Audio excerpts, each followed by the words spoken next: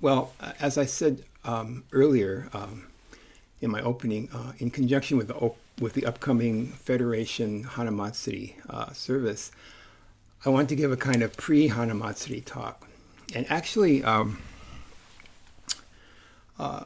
the impetus for this talk probably also arose out of something that I heard in our recent Wednesday night study class. So some of the longtime regulars, and by the way, when I say long time, I mean really long, like since 2014 long. Well, so some of them noticed that one of the newer participants hadn't said much up to that point, and so they asked her if she had any comments or questions, and this person then said that she'd been reluctant to say anything because she thought of herself as a baby Buddhist. In other words, I think she was maybe feeling a little intimidated. But as I've kind of gotten to know this participant over the last 2 years or so, I think she has no reason to feel intimidated, because actually she has what's probably the most important quality, which is a genuine curiosity and a desire to learn more about Buddhist teachings. And I think we could say that in Buddhism, it's not so much about what you know, but about what you want to know. And I think, as we'll see later, this curiosity and enthusiasm for studying the teachings of the Buddha, the Dharma, I think exemplifies what Buddhism refers to as the attitude of the true student and seeker. The attitude of the true student and seeker, or in the words of our study class participant, it means seeing oneself as a baby Buddhist. And also, as we'll see, I think this curiosity is at the heart of the significance of the Buddha's birth for our lives today. So today, in order to discuss a little bit about the Buddha and about the life of the Buddha, I'd like to share with you a short story about him. And actually, the words of this story are the lyrics of the song Long Ago in India, which is a gatha that was written primarily for Dharma school kids. And it tells the story of Prince Siddhartha, the prince who grew up to become the Buddha. But even though it's written for Dharma school kids, I think we grown-ups can appreciate it also, because in just a few words, it seems to capture the essence of the Buddha's life and the Buddha's teaching. And then later we'll hear these words performed by some young musicians. But first, let's take a look at the words.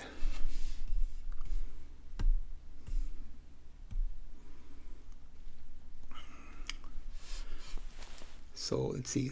Long ago in India, a little babe was born, and all around were pretty flowers to greet the glorious morn.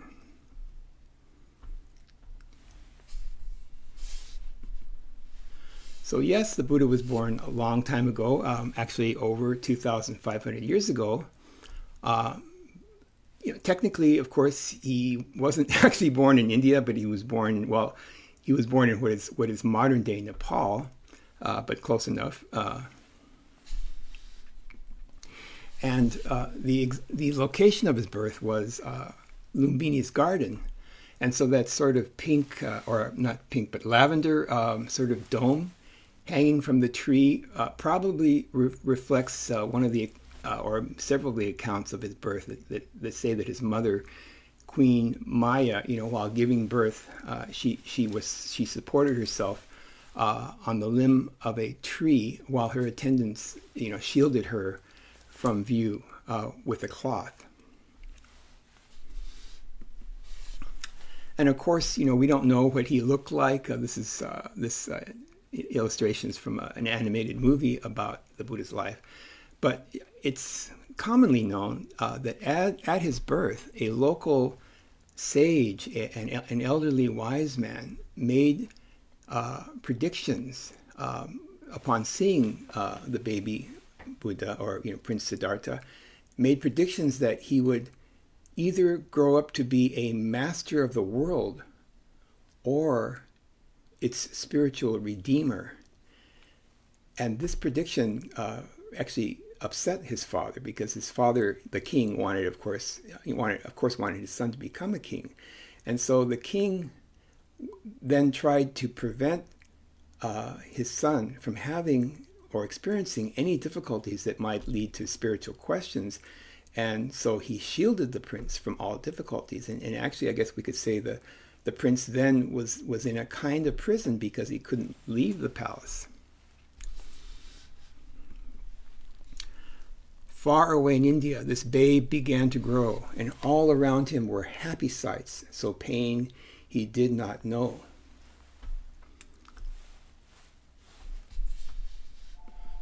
So, as this slide shows, the prince led a life of extreme indulgence and even actually hedonism.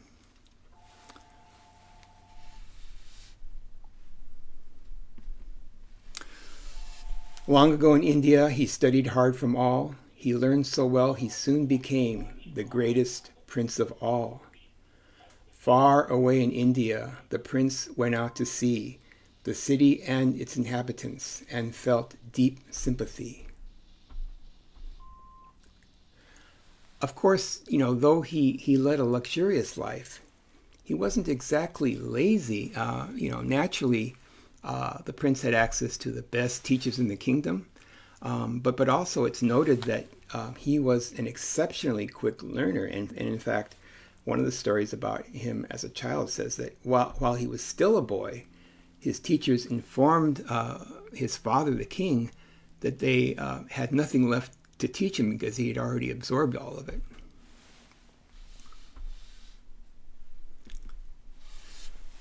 However, the prince's story takes a dramatic turn at the age of 29 because at that age he insists that his father allow him to see the city outside the palace walls. And as we know, this is from the famous story of the Four Gates. As we know, outside the palace walls, he sees aging, illness, and death for the first time in his life, and he's shocked by this first encounter with what we call impermanence, with the reality of constant change.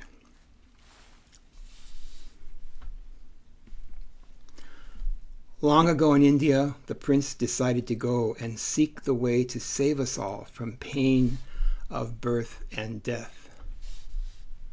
And so, having, had this encounter with impermanence and being shocked or being sort of aroused out of his sort of slumber, so to speak, Siddhartha, opens the palace gates and leaves the palace on a white horse.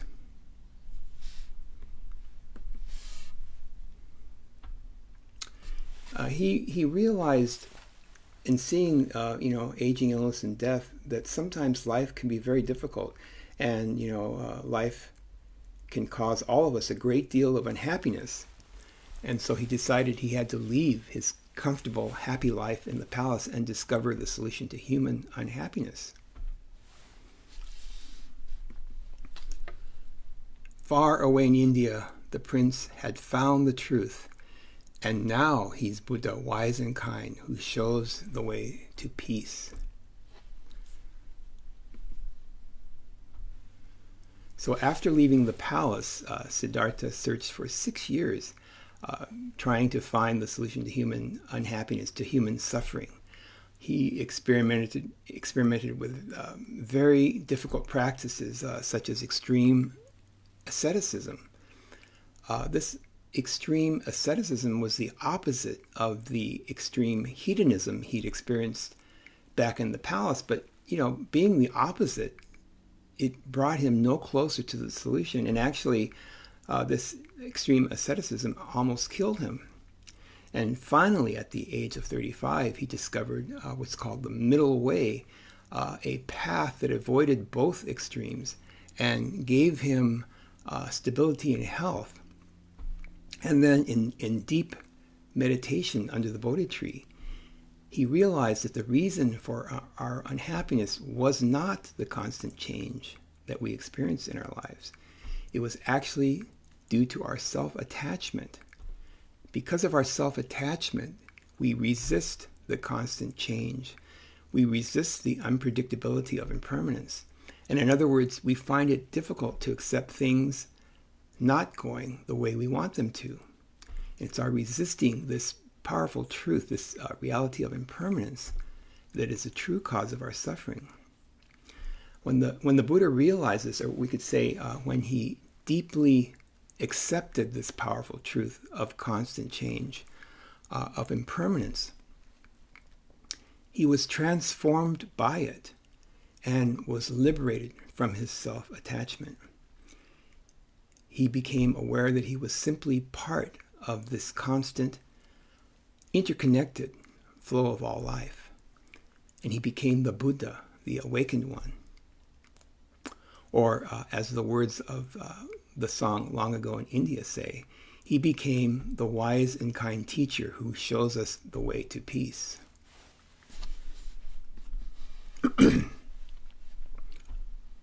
And then for the rest of his life, he, very generously shared the teachings, the Dharma, with everyone.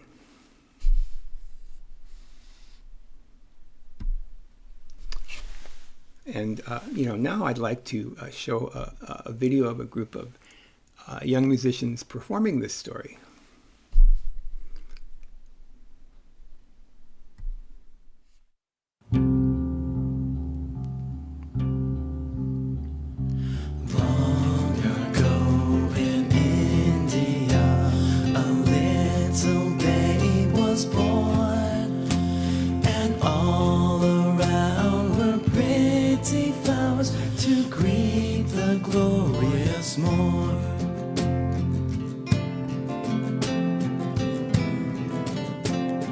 Far away in India, this babe began to grow, and all around him were happy sights, so pain he did not know.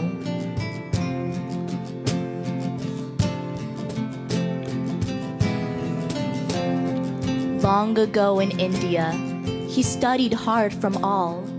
He learned so well, he soon became the greatest prince of all.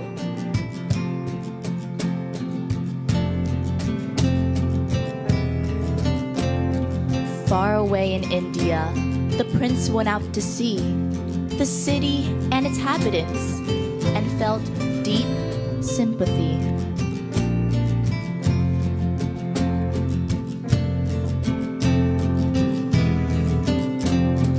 Long ago in India, the prince decided to go and seek the way to save us all from pain of birth and death.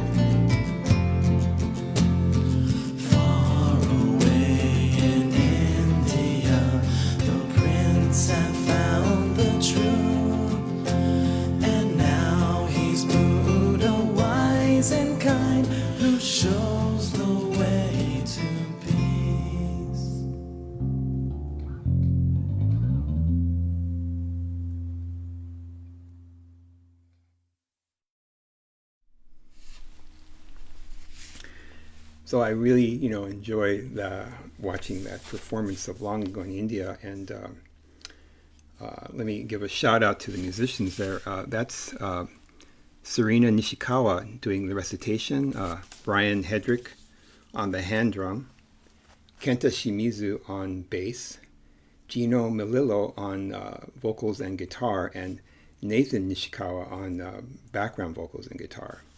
And those of you who are longtime Jodo Shinshu members know that you may recognize these names. The music for this song is by Jane Imamura, and the lyrics are by Kimi Hisatsune. I found out that both of them happen to be daughters of Jodo Shinshu ministers, so that's really kind of interesting. And I want to thank Reverend Dr. Kenneth Kenshin Tanaka, Reverend Dr. Ken Tanaka, for granting me permission to share that video with you. Actually, when I asked him recently, he graciously said, no permission necessary, but thank you anyway, Tanaka Sensei. Really appreciate that.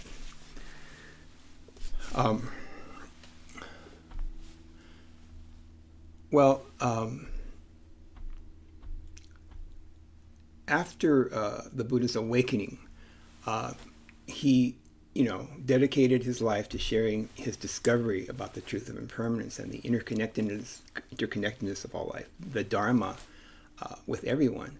And actually, I think there's a definite connection between the Buddha's awakening and the idea of being a baby Buddhist, which was that term that the participant in our study class used. As I mentioned earlier, Buddhism is not really about what one knows, but about what one wants to know, or in other words, it's about one's desire to learn.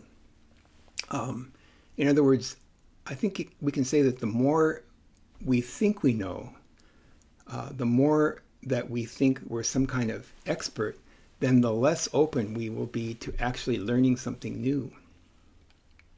Now, of course, this does not mean that we should think we're not learning anything in our studies of Buddhism.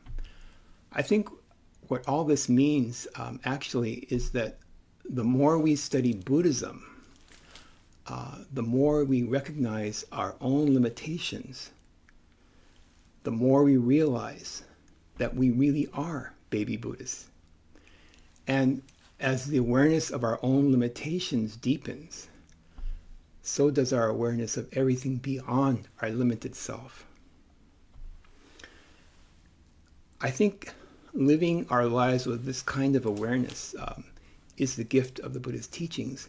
And even though it's true that, as the song says, the Buddha lived long ago and far away, if we ourselves follow the teachings that he shared with us, the Buddha is actually very near. That's my talk for today. So thanks very much for listening, and happy Hanamatsuri. Namo Amida Butsu.